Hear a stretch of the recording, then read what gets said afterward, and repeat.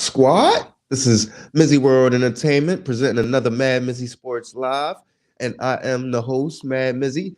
My guys are off today. I guess they a little busy on this Friday evening, so I'm going at it by myself tonight. We're gonna jump right at it, man. And I want to start it off with this kid right here and really break down what we seen last night. To find the two. And look at them guard one another. Trying to poke it away. Now, did you see that, man? When Wemby and the Greek Freak were balling last night, it was just an amazing show. Like, if you were watching the game last night, they were going back and forth for a few stretches in that game. It was just one amazing move and dunk after another one. You feel what I'm saying? Now, of course, Giannis is more consistent, more dominant, more just putting more of his impact and print on the game. But Wemby was right there for the most part for a lot of it. You get what I'm saying? He was trying to hold his own as well as he could I think he just turned 19 years old yesterday. Happy birthday to him. Happy belated to the guy. You feel what I'm saying? But he tried to hold his own against the Greek Freak, and he did his thing. You feel what I'm saying? And the one thing that stood out to me is not really just his skills being at 7'3" with a handle that can shoot and do everything on the floor. To me, is how much he wanted. It's his competitive nature. You get what I'm saying? That's why when Shaq be so adamant, like Bobo, and it's like, but Shaq, you feel what I'm saying? Like, come on, man. There's a difference. There's a reason why Wemby was looked at that way because he wanted it more. If Bobo wanted it, then maybe he would be that. But listen, I can't really tell y'all why Bobo not that, but he ain't. He ain't. You feel what I'm saying? Like, I seen this man block Giannis off the left hand when he got him deep in the paint. I'm like, damn.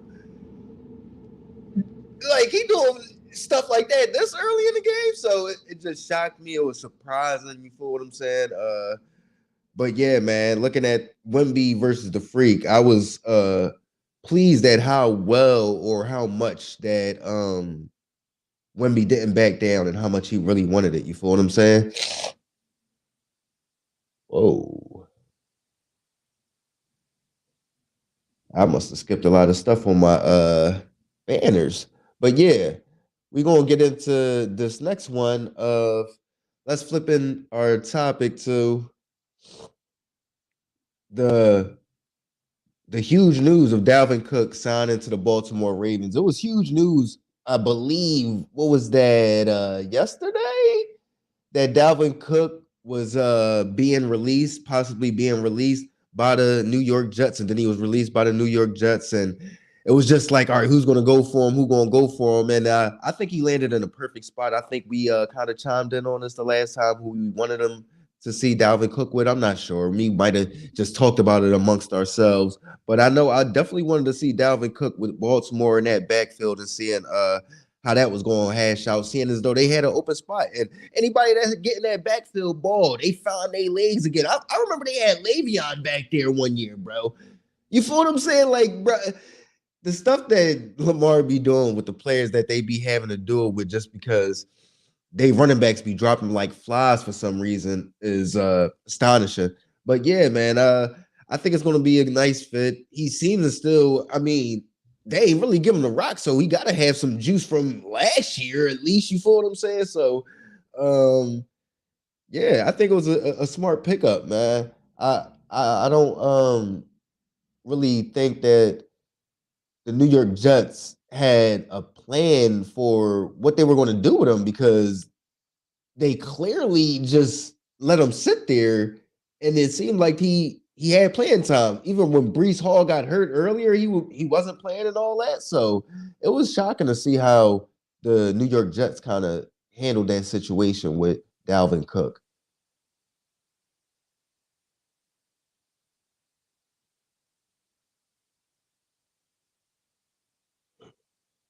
Let's get into these Pro Bowl selections, though. Man, 9 Pro Bowl selections for my San Francisco 49ers. Huge, huge, huge. How did I just don't know how Brandon Ayuk didn't get into the Pro Bowl this year. Like another year. This to me has got to be our biggest snub. You get what I'm saying? But you look at, I mean, I would have liked the BAN over the use check, to be honest. You feel what I'm saying? To be honest, but I guess they gotta find a way to get. I mean, I don't know, bro. I would have liked to see Brandon Ayuk in there, 1,000 yards, 11 touchdowns. Come on, man. I don't even know what use check do. You feel what I'm saying? Like I really don't. Like, I mean, he's a great blocker, don't get me wrong. I know that, but it's not like we tossing on the rock and he like, come on, man. He not like he like Cooley used to be for the formerly named Redskins back in the day, a H back or something like that. Like, no, come on, man. So I mean, I know he's reviewed or revered and viewed as the best fullback in football, or at least the NFC, depending on what you like. You might say Patrick Ricard, but I, I don't know. I thought we could have got Brandon Ayuk in there instead of Kyle Juszczyk. So I'm still happy. Congratulations to Brock Purdy. I was very critical on Brock Purdy all year. Congratulations to Brock Purdy on getting his first Pro Bowl selections. He did deserve that. I'm not going to take nothing away from him. 27 touchdowns, I believe, this year. 11 interceptions. Great job in your first year as a starter, man. So tip my cap to him. That's something that you can't take away from him. No matter what happens, if he go on to be the greatest quarterback of all time, or if you fall off after this, he can always have this to hang on. You feel what I'm saying? A playoff run, that maybe a Super Bowl ring. You feel what I'm saying? We'll see. But yeah. Congratulations to the entire San Francisco 49ers. I like the Ravens a little bit, so I was happy to see Patrick Queen get his first selection as a linebacker for the Baltimore Ravens. Shout out to Patrick Queen. Of course, y'all know Lamar Jackson got in there and all that. But I want to get into the real nitty gritty of this. And since we head into the final week of the NFL playoffs, we got to really get into what everybody's been talking about. And that's the rust versus rust. Like, should teams sit their players, or should teams play their players and and uh uh and a chance to battle rust? I would think that I would think that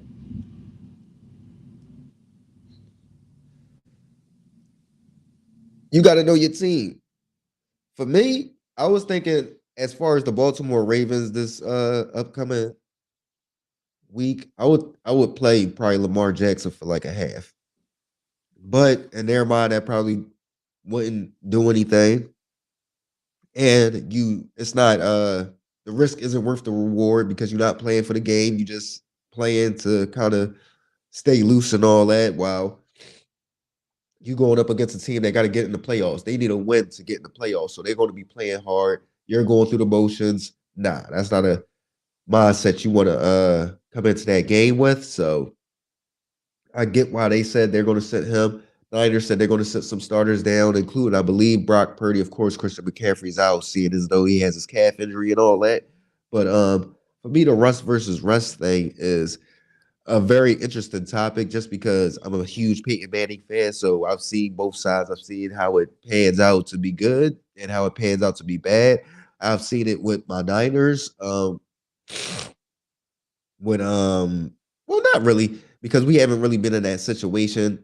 The first time we had the number one seed, well, not the first time, but that recently when we had the number one seed, we just ran through the playoffs, literally. So um I don't think that's an issue when you think of being a running team. I think the rust versus rest thing is more of a passing timing type thing. So I would think that the Baltimore Ravens would be okay when you think about being rested for 2 weeks as well as my San Francisco 49ers, simply because we're a running team. You gonna come in and do your thing and lean on that other defense regardless. You get what I'm saying? So you're not coming in trying to get in your timing down and all that and not being used to how fast people are closing those windows in the past because you haven't been playing in the past 2 weeks. So I think they'll be fine. I think both my San Francisco 49ers and the Baltimore Ravens will be fine, rest of their players heading into the playoffs. But I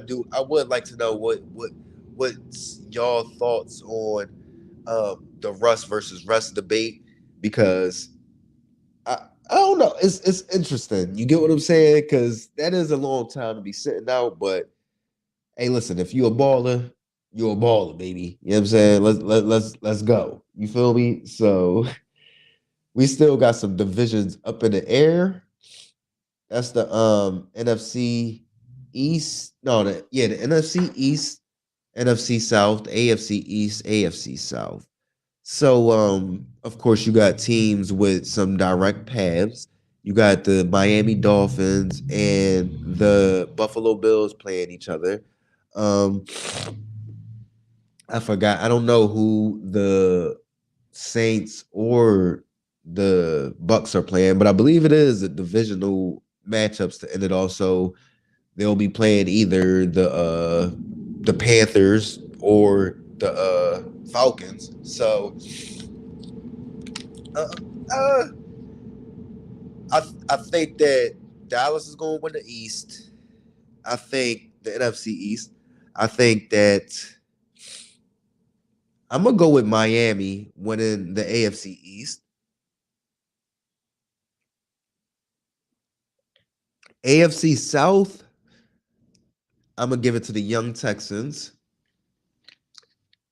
And NFC South, I'm gonna give it to Bake Show. I'm gonna say Baker and I'm gonna pull it out. I'm gonna say he gonna pull it out. I don't know what happened last week. I mean, they not perfect. They not a scary team or nothing like that. They lost how they typically do. They 8-8. You feel what I'm saying? They win, lose, win, lose. So I'm gonna assume they gonna win this last game and get into the playoffs. So yeah, that's my four division champs that's still left out there that I'm a rock with.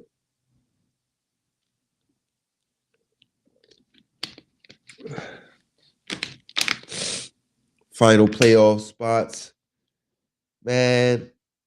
I don't even know who I'm rocking with in these final playoff spots. Let's get right into these predictions because I don't even know who I'm going with these final playoff spots. And kind of some of this other shit is a little too much. We gonna make this a little quick, John. You feel what I'm saying? Get in and get out. You feel me? The predictions: Steelers, Ravens. I'm gonna go with the Steelers because the Ravens are sitting their players. You feel them? I don't know though. I think they're gonna be able to move the ball with Tyler Huntley. You could only, I think, sit out what 8 players. I think you could only inactivate 8 players, something like that. So they can't sit everybody. Of course, I don't even think you'll be able to, you know what I'm saying, still fill your team out if you just sat all your starters. So but I'm gonna still go with the Steelers. I think they want to end the season off strong with a dub. So I'm gonna still go with the Steelers in that one. Texans, Colts. Hey, that'll be them sweeping the Ravens. Oh well.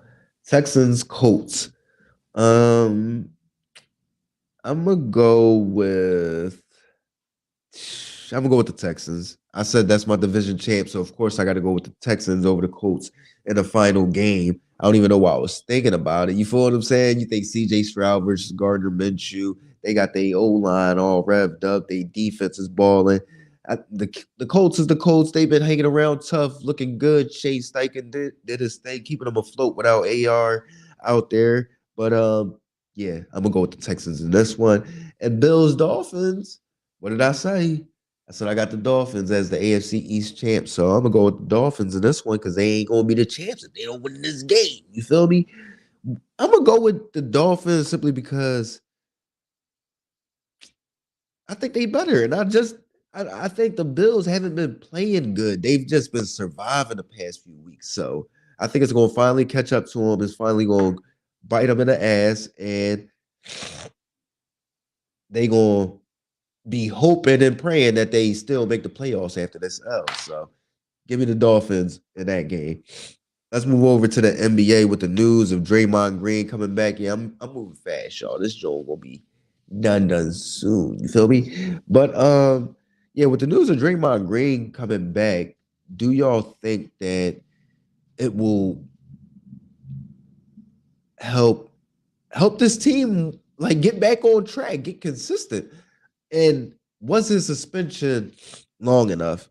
For me, I feel like what we on January 6th. I feel like just like feeling the time has elapsed. I feel like it's been long enough. You feel what I'm saying? Like just by feel of it, I feel like it's been long enough. Because he's not coming back immediately. He's coming back to the facilities. He hasn't been at the facilities during the suspension, although he was allowed to, but he hasn't been there. So he's coming back to the facilities and preparing or getting prepared to return to the team as a starter or just on the floor in general. But I would think he would help right the ship, but I don't like they I think Steph just got to go into real life MVP mode. Like he go into those stretches, but then he go into those stretches where he just really good. You feel what I'm saying? Like no, you got to be how you was. You know what I'm saying in 2015, 2016, 2016, 2017. So um yeah, I just think that Dre will help, but the whole thing is, is he gonna stay in his own right state of mind? Is he gonna be the person and player that they need him to be to rely on down the stretch? And um, can Steph step up and be more? Because I feel like as long as Steph play at that MVP level, then everything will start to fall into place. But they got to start doing it now. They still in 11th right now, and I don't think they want to be in the playing tournament. So they really got to start balling. And there's some stacked teams in that Western Conference. Like I don't see how they climb. When I was looking at this, like yo, I really don't see how they climb unless they really find the old Warriors where they used to go on those 20-game win streaks. You feel what I'm saying? Really make some ground up, but I don't see that in this team. I don't. They old. You feel what I'm saying? They getting up there, baby. They getting up there. So let's get into this last prediction. We got the Sixers and Knicks on right now. I'm not sure what the score of the game is, but I'm gonna definitely give y'all my prediction for the Grizzlies at the Grizzlies at the Lakers, or is the Lakers at the Grizzlies? One of the two. For me, I'm gonna go with the Grizzlies in this one because the Lakers been playing like butt sniff lately. You feel what I'm saying? So job back, the Grizzlies back in they, you know what I'm saying, feeling like they old selves. He back slamming on shit. Listen, I don't know if they gonna make a real run because they was so bad without him. But I would say look out for them immediately after the All Star break. Like if they had one of those crazy stretches right after the All Star break, watch out for them. You feel what I'm saying? Because I think that's when they can really get they push, especially with John not being an All Star this year and all that. So they'll be able to really bring everybody together, be ready and ready to run once everybody come back from the All Star break, while everybody else might be trying to get their foot a little bit. You get what I'm saying? So it'll be interesting to see how that plays out. I'm gonna definitely go with the Memphis Grizzlies tonight, though. I'm gonna say like 115 101, something like that. 115, 101. Right now, I don't know who winning this Sixers next game, but I ain't even gonna predict this since the joint is live right now. Y'all enjoy the game, y'all enjoy y'all night, enjoy y'all weekend. We will be back Tuesday though, man. Y'all know what it is, man. MadMizzy Sports Live. Like, comment, share, subscribe, listen, alert. Y'all know what it is, gang. Holla at me.